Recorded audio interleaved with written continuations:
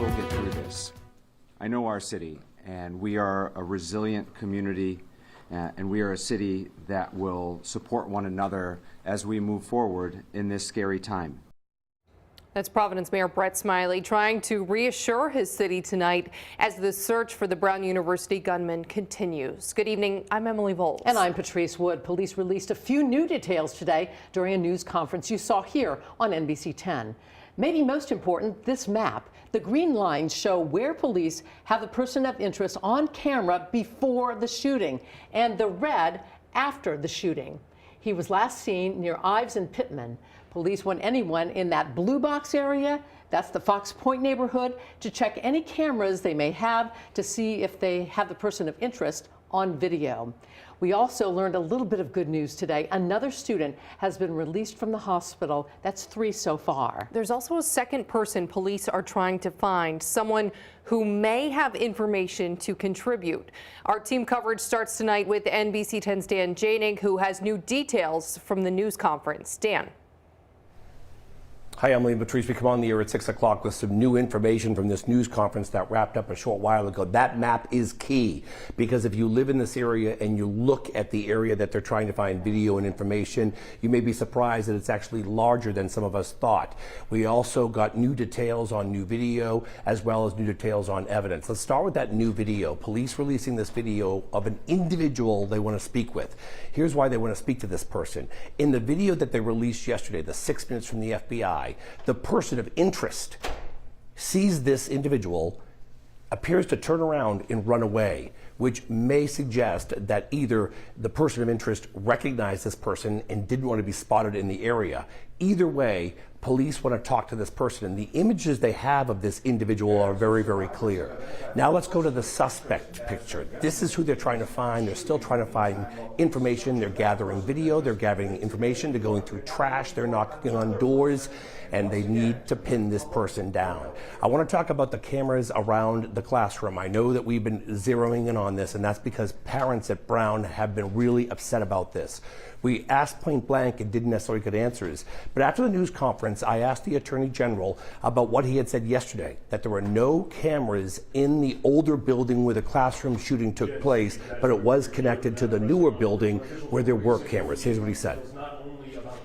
There's one camera on the street. The emergency button thing? On the Hope Street side, but it's not clear he went out that way. There's another entrance on the side, and he may have gone out there. But you admit that if he did this in the new building, he probably would have been caught. Yes. Okay, thank you. That's all you have to hear. Thank you. That's a huge admission that the Attorney General told me. It came after I asked Brown point blank, and I said, out of due respect, I'm not asking this for any other reason but for parents who are really mad about this and upset.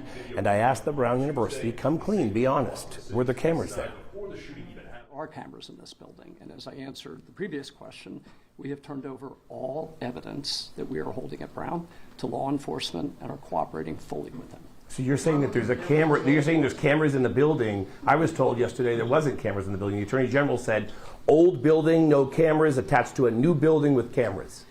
I believe he said that there were 2 different phases of the building that might have 2 different levels of technology. Again, all video imagery has been turned over to law enforcement.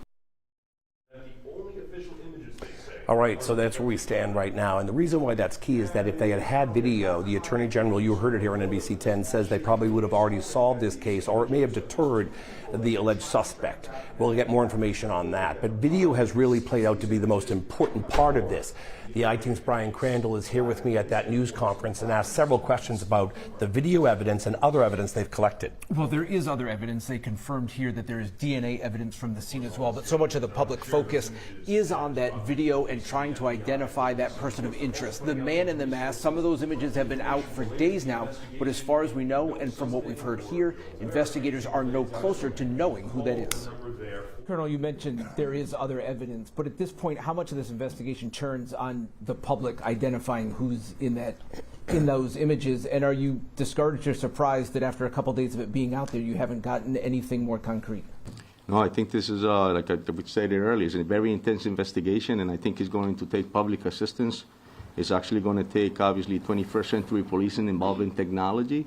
but it's also going to take good old-fashioned police work, which is knocking on doors, retrieving evidence, going through yards, talking to witnesses. It's going to take all that and more, Brian. Would you have a message or an appeal to the shooter or anybody who may think they know who they are, who may be on the fence? Well, look, certainly it would behoove everyone, including the shooter, to provide information to law enforcement and to the shooter to turn himself in. He will be caught, and it's just a matter of time before we catch him. And we're going to crack this case, and when we crack it, it's going to come open really quickly. The Attorney General repeated that they do not have a motive for the shooting, and at this point, they don't have any reason to believe that any of the victims were specifically targeted. But they're also now, days later, still trying to come up with a complete list of all the students who were in that study session. Because it was a study session, not a final exam, they didn't have a sign-in.